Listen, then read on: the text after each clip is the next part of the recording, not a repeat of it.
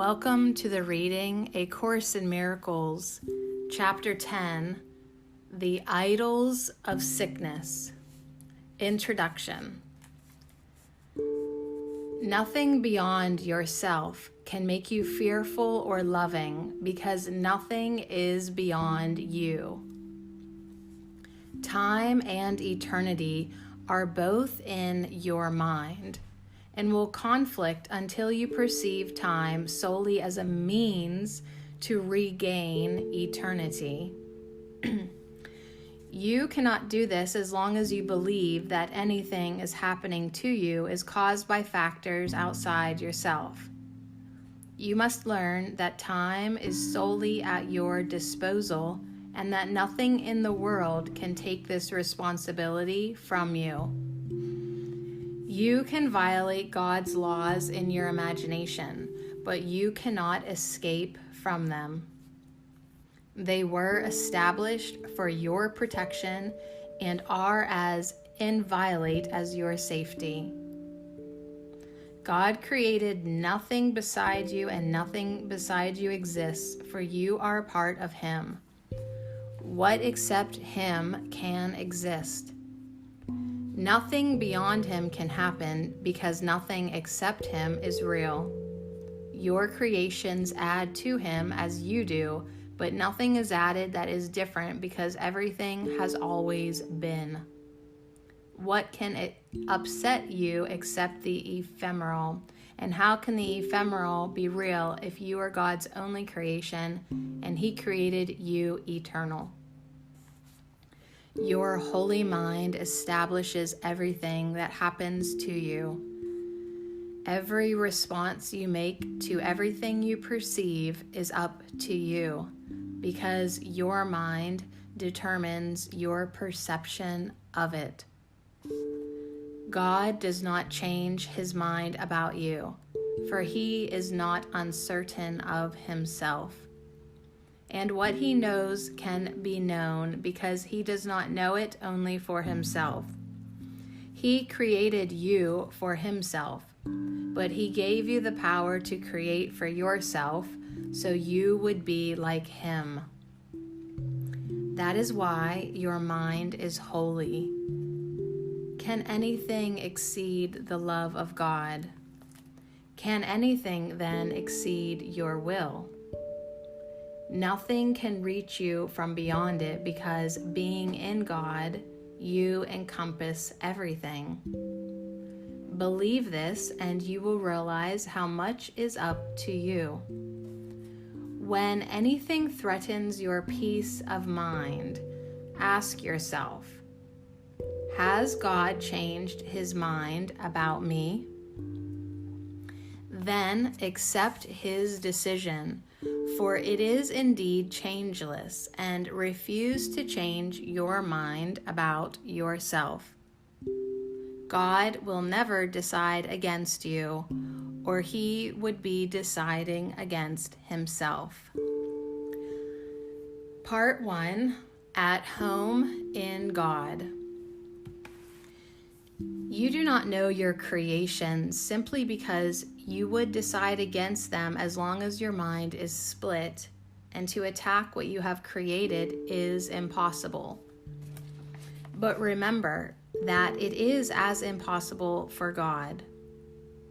The law of creation is that you love your creations as yourself because they are part of you.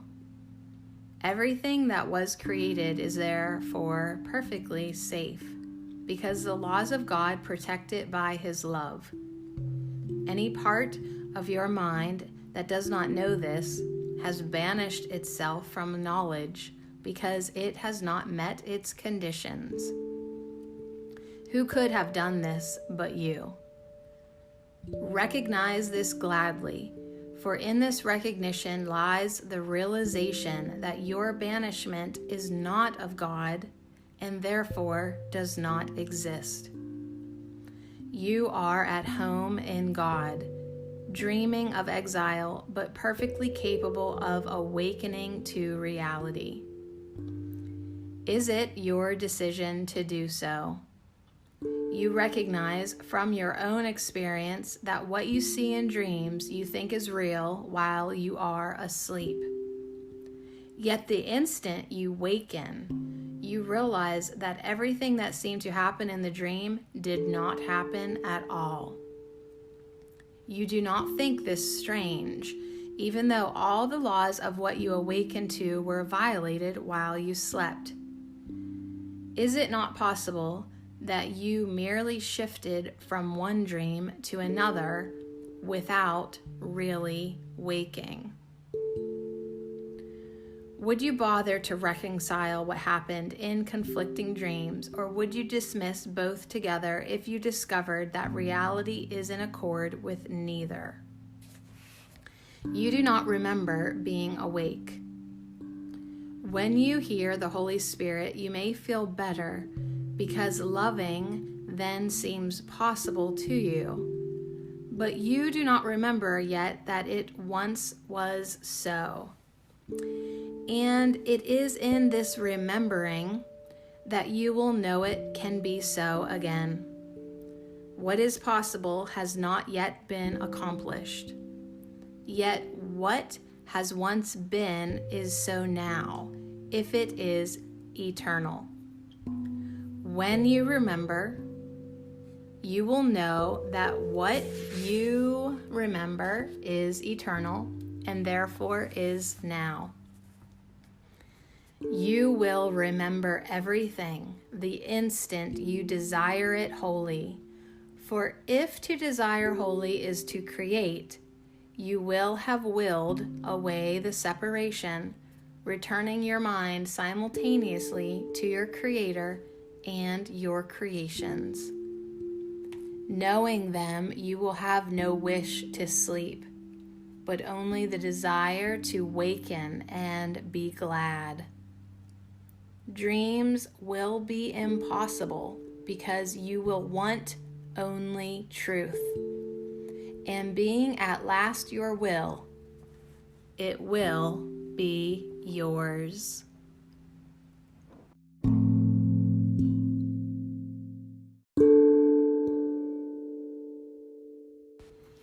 Welcome to the reading, A Course in Miracles, Chapter 10, Part 2, The Decision to Forget. Unless you first know something, you cannot dissociate it.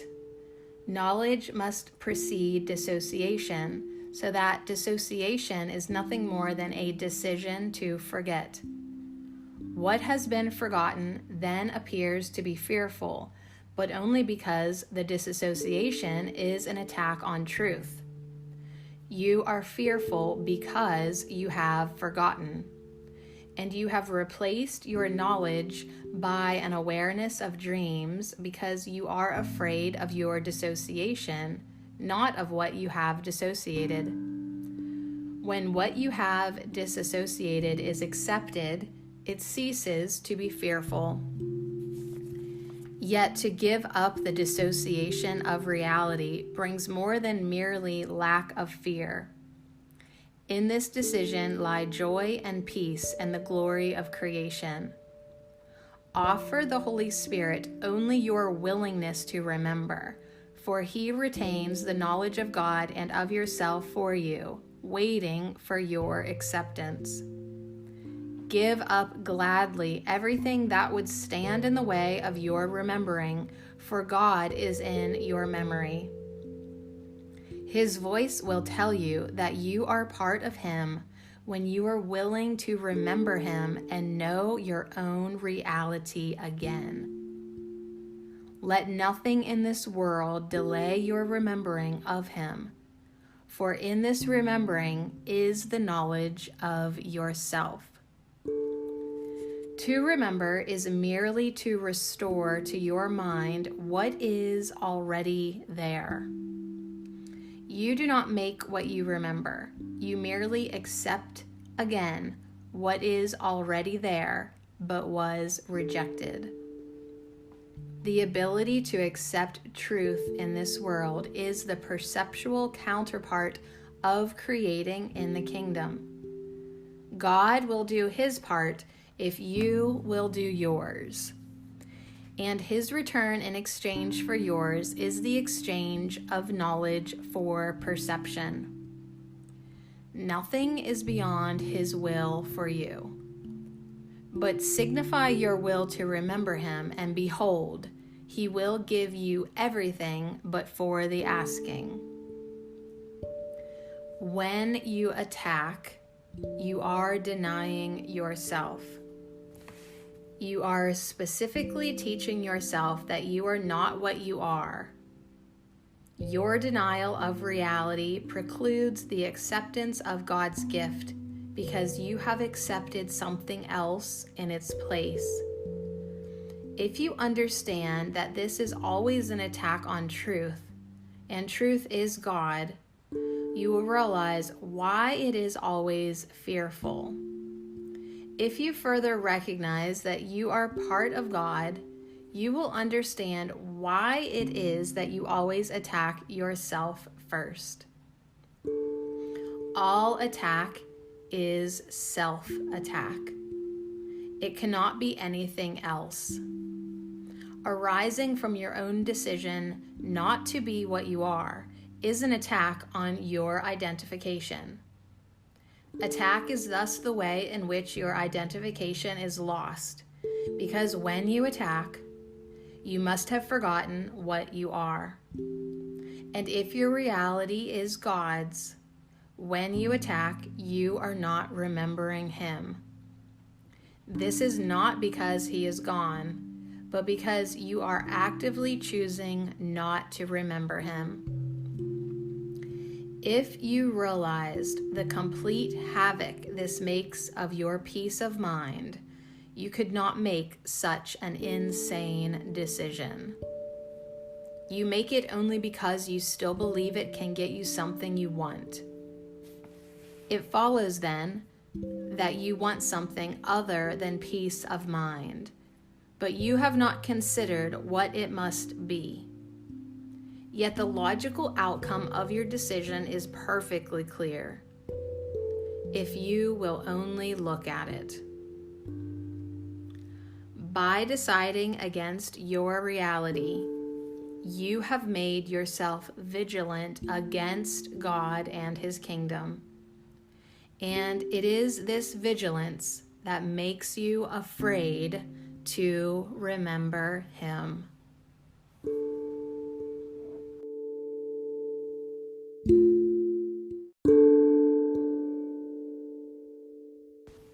Welcome to the reading, A Course in Miracles, Chapter 10, Part 3, The God of Sickness.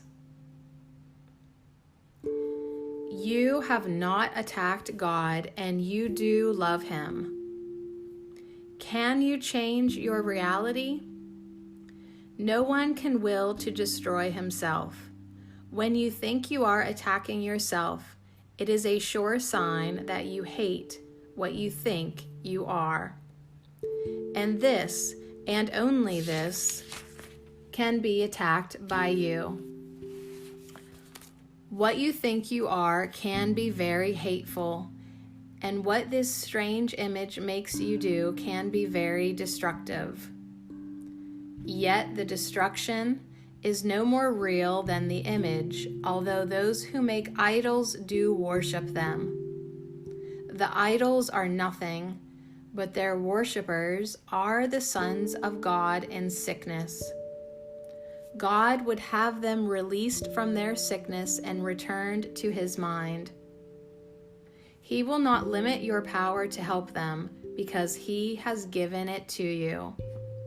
Do not be afraid of it, because it is your salvation. What comforter can there be for the sick children of God except through his power through you? Remember that it does not matter where in the sonship he is accepted. He is always accepted for all, and when your mind receives him, the remembrance of him awakens throughout the sonship. Heal your brothers simply by accepting God for them. Your minds are not separate, and God has only one channel for healing because he has but one son. God's remaining communication link with all his children joins them together and them to him. To be aware of this is to heal them, because it is the awareness that no one is separate, and so no one is sick. To believe that a son of God can be sick is to believe that part of God can suffer. Love cannot suffer because it cannot attack. The remembrance of love therefore brings invulnerability with it. Do not side with sickness in the presence of a son of God, even if he believes in it. For your acceptance of God in him acknowledges the love of God he has forgotten. Your recognition of him as part of God reminds him of the truth about himself, which he is denying. Would you strengthen his denial of God and thus lose sight of yourself? Or would you remind him of his wholeness and remember your Creator with him?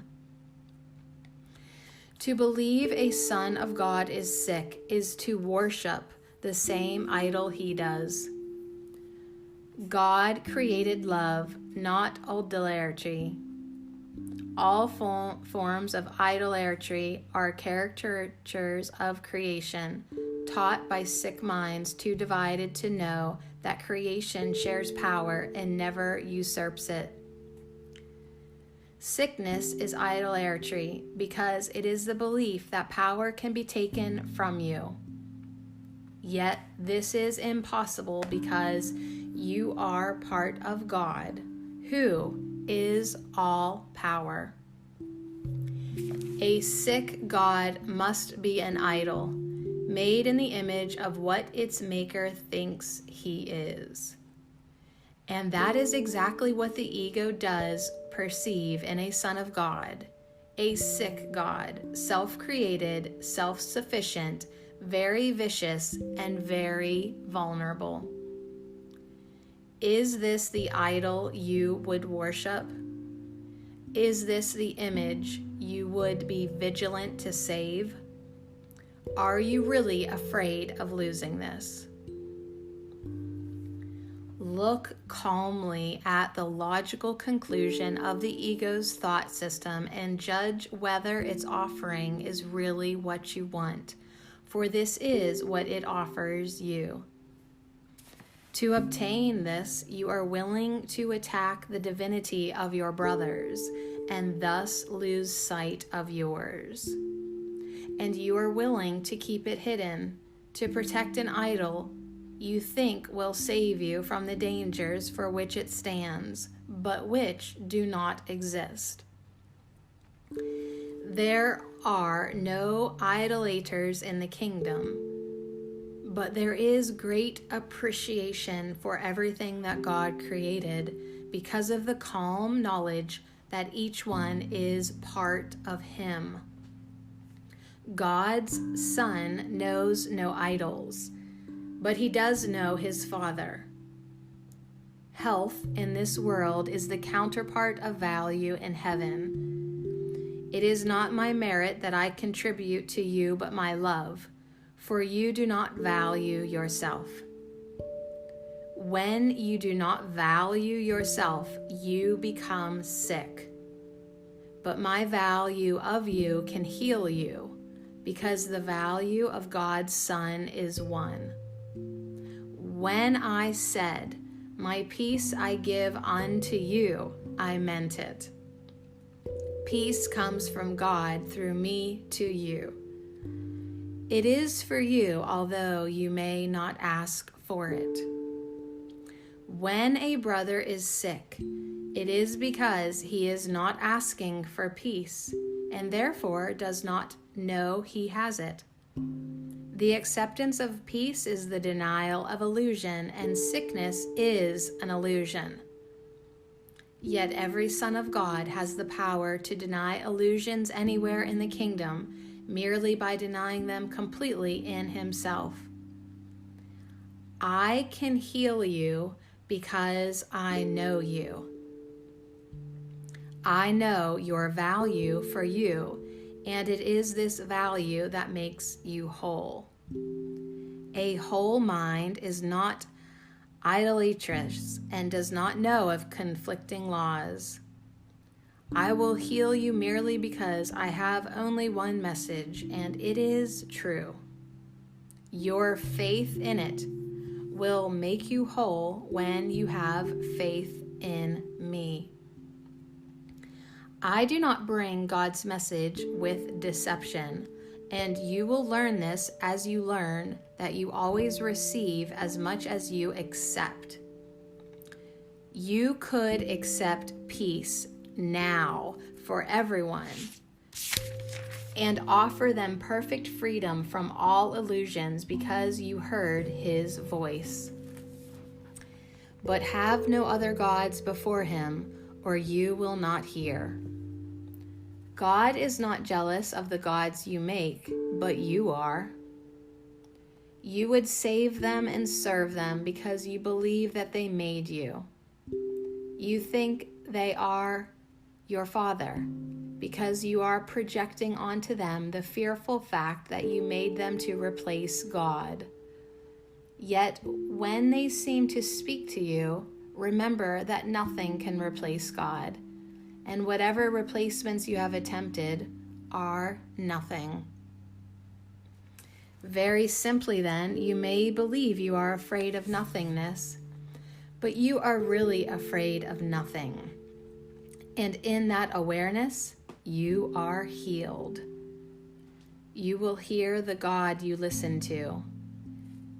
You made the God of sickness, and by making him, you made yourself able to hear him. Yet, you did not create him because he is not the will of the Father. He is therefore not eternal and will be unmade for you the instant you signify your willingness to accept only the eternal. If God has but one Son, there is but one God. You share reality with him because reality is not divided. To accept other gods before him is to place other images before yourself. You do not realize how much you listen to your gods and how vigilant you are on their behalf. Yet they exist only because you honor them. Place honor where it is due, and peace will be yours. It is your inheritance from your real Father. You cannot make your Father, and the Father you did not make you. Honor is not due to illusions, for to honor them is to honor nothing. Yet fear is not due them either, for nothing cannot be fearful. You have chosen to fear love because of its perfect harmlessness, and because of this fear, you have been willing to give up your own perfect helpfulness and your own perfect help. Only at the altar of God will you find peace. And this altar is in you because God put it there. His voice still calls you to return, and he will be heard when you place no other gods before him. You can give up the god of sickness for your brothers. In fact, you would have to do so if you give him up for yourself. For if you see the god of sickness anywhere, you have accepted him. And if you accept him, you will bow down and worship him, because he was made as God's replacement. He is the belief that you can choose which God is real. Although it is clear this has nothing to do with reality, it is equally clear that it has everything to do with reality as you perceive it.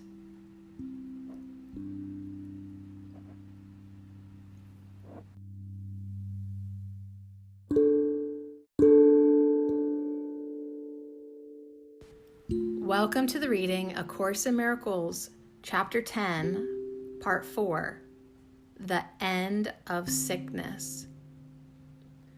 All magic is an attempt at reconciling the irreconcilable. All religion is the recognition that the irreconcilable cannot be reconciled. Sickness and perfection are irreconcilable. If God created you perfect, you are perfect.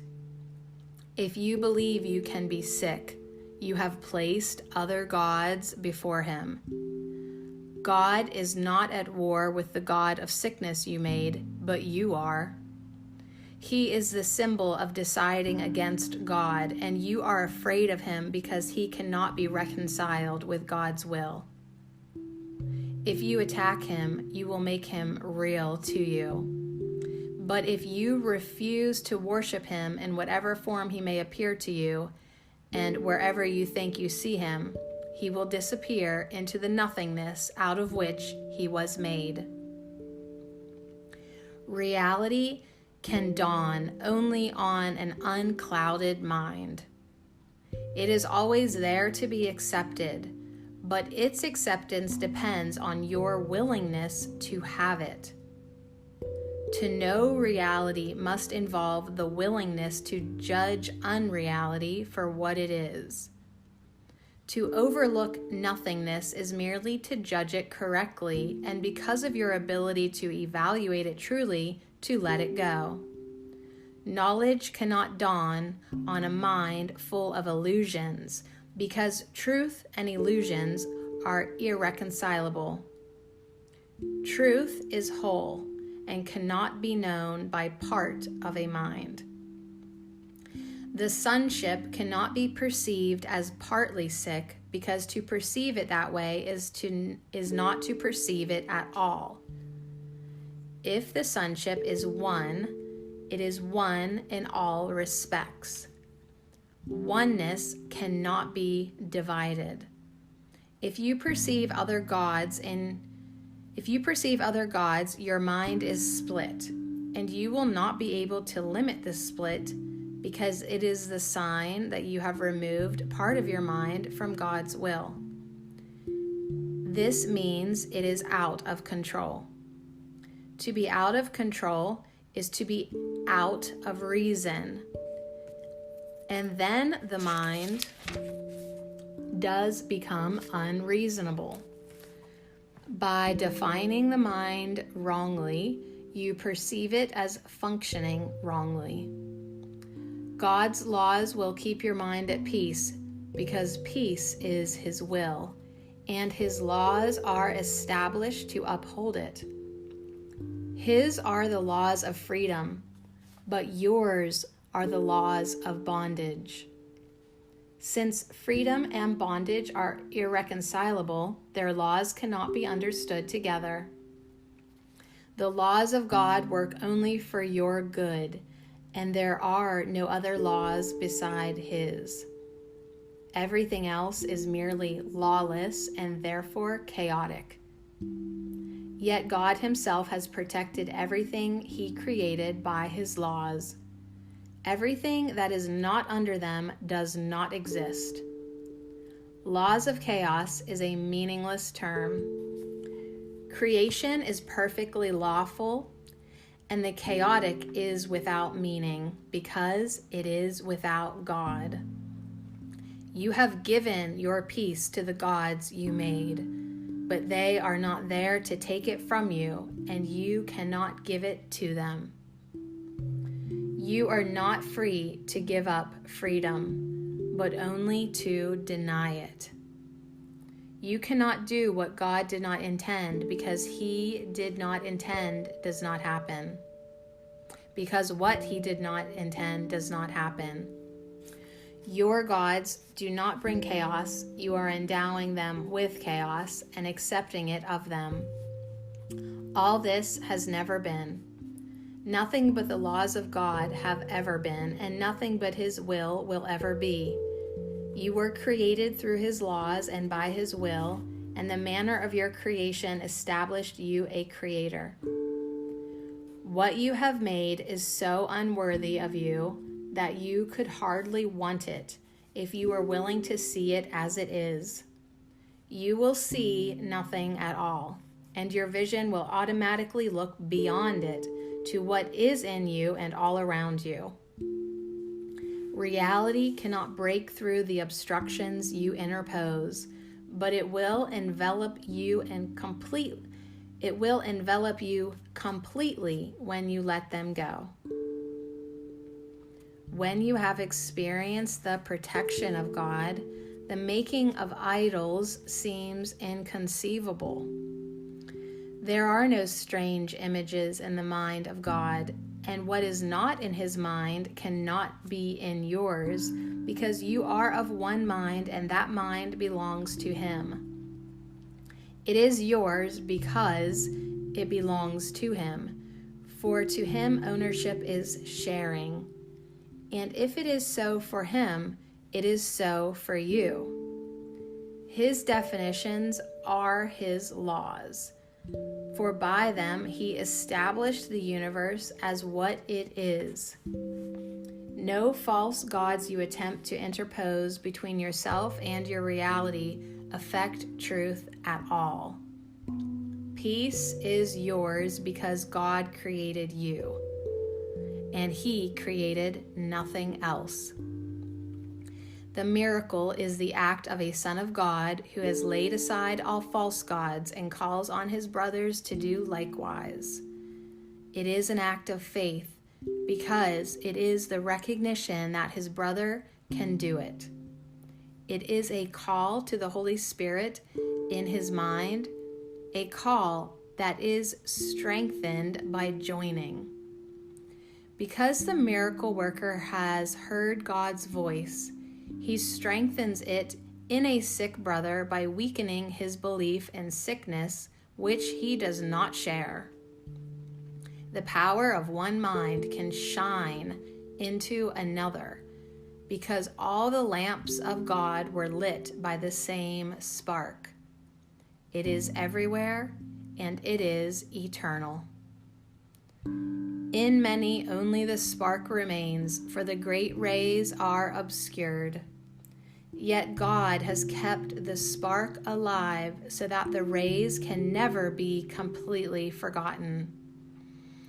If you but see the little spark, you will learn of the greater light, for the rays are there unseen.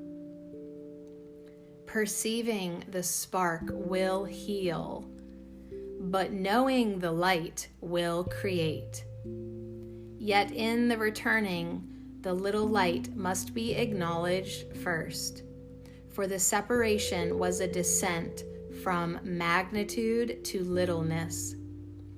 But the spark is still as pure as the great light, because it is the remaining call of creation.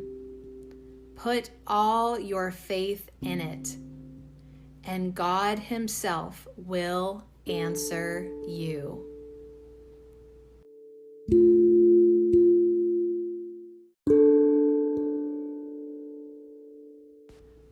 Welcome to the reading, A Course in Miracles, Chapter 10, Part 5, The Denial of God.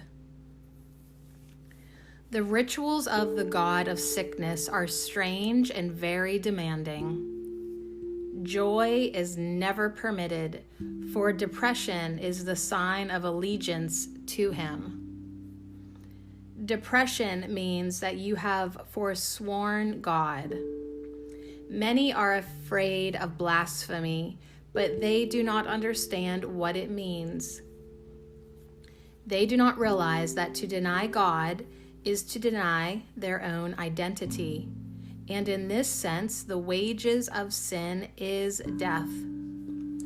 The sense is very literal. Denial of life perceives its opposite, as all forms of denial replace what is with what is not. No one can really do this, but that you can think you can and believe you have is beyond dispute. Do not forget, however, that to deny God will inevitably result in projection, and you will believe that others and not yourself have done this to you. You must receive the message you give because it is the message you want. You may believe that you judge your brothers by the messages they give you, but you have judged them by the message you give to them.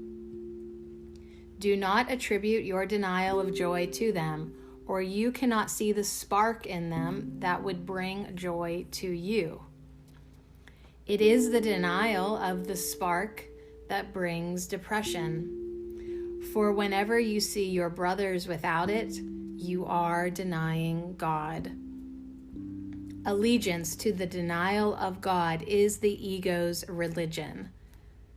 The God of sickness obviously demands the denial of health, because health is in direct opposition to its own survival. But consider what this means to you. Unless you are sick, you cannot keep the gods you made, for only in sickness could you possibly want them. Blasphemy, then, is self-destructive and not God-destructive. It means that you are willing not to know yourself in order to be sick. This is the offering your God demands, because having made him out of your insanity, he is an insane idea. He has many forms, but although he may seem to be many different things, he is but one idea: the denial of God. Sickness and death seemed to enter the mind of God's Son against his will. The attack on God made his Son think he was fatherless, and out of his depression he made the God of depression. This was his alternative to joy, because he would not accept the fact that, although he was a creator, he had been created. Yet the Son is helpless without the Father, who alone is his help. I said before that of yourself you can do nothing, but you are not of yourself. If you were, what you have made would be true, and you could never escape. It is because you did not make yourself that you need be troubled over nothing. Your gods are nothing, because your Father did not create them. You cannot make creators who are unlike your Creator any more than he could have created a son who was unlike him. If creation is sharing, it cannot create what is unlike itself. It can share only what it is. Depression is isolation, and so it could not have been created. Son of God, you have not sinned, but you have been much mistaken. Yet this can be corrected, and God will help you, knowing that you could not sin against him. You denied him because you loved him, knowing that if you recognized your love for him, you could not deny him. Your denial of him therefore means that you love him, and that you know he loves you. Remember that what you deny, you must have once known. And if you accept denial, you can accept its undoing. Your Father has not denied you. He does not retaliate, but he does call you to return. When you think he has not answered your call, you have not answered his. He calls to you from every part of the sonship because of his love for his Son. If you hear his message, he has answered you, and you will learn of him if you hear aright. The love of God is in everything He created, for His Son is everywhere. Look with peace upon your brothers, and God will come rushing into your heart in gratitude for your gift to Him. Do not look to the God of sickness for healing, but only to the God of love, for healing is the acknowledgement of Him. When you acknowledge Him, you will know that He has never ceased to acknowledge you, and in His acknowledgement of you lies your being. You are not sick, and you cannot die, but you can confuse yourself with things that do. Remember, though, that to do this is blasphemy, for it means that you are looking without love on God and His creation, from which He cannot be separated. Only the eternal can be loved, for love does not die. What is of God is His forever, and you are of God. Would He allow Himself to suffer? And would He offer His Son anything that is not acceptable to Him? If you will accept yourself as God created you, you will be incapable of suffering. Yet to do this, you must acknowledge Him as your Creator. This is not because you will be punished otherwise. It is merely because your acknowledgement of your Father is the acknowledgement of yourself as you are. Your Father created you holy without sin, holy without pain, and holy without suffering of any kind. If you deny Him, you bring sin, pain, and suffering into your own mind because of the power He gave it. Your mind is capable of creating worlds, but it can also deny what it creates because it is free. You do not realize how much you have denied yourself and how much God, in His love, would not have it so. Yet He would not interfere with you, because He would not know His Son if He were not free. To interfere with you would be to attack Himself, and God is not insane. When you deny Him, you are insane. Would you have Him share your insanity? God will never cease to love His Son, and His Son will never cease to love Him. That was the condition of His Son's creation, fixed forever in the mind of God. To know that is sanity. To deny it is insanity. God gave Himself to you in your creation, and His gifts are eternal. Would you deny yourself to Him? Out of your gifts to Him, the kingdom will be restored to His Son. His Son removed Himself from His gift by refusing to accept what had been created for Him and what He had created in the name of His Father. Heaven waits for His return, for it was created as the dwelling place of God's Son. You are not at home anywhere else or in any other condition. Do not deny yourself the joy that was created for you, for the misery you have made for yourself. God has given you the means for undoing what you have made. Listen, and you will learn how to remember what you are. If God knows His children as wholly sinless, it is blasphemous to perceive them as guilty. If God knows His children as wholly without pain, it is blasphemous to perceive suffering anywhere. If God knows His children to be wholly joyous, it is blasphemous to feel depressed. All of these illusions and the many other forms that blasphemy may take our refusals to accept creation as it is. If God created his Son perfect, that is how you must learn to see him, to learn of his reality. And as part of the sonship, that is how you must see yourself, to learn of yours. Do not perceive anything God did not create, or you are denying him. His is the only fatherhood, and it is yours only because he has given it to you. Your gifts to yourself are meaningless, but your gifts to your creations are like his, because they are given in his name. That is why your creations are as real as his. Yet the real fatherhood must be acknowledged if the real Son is to be known.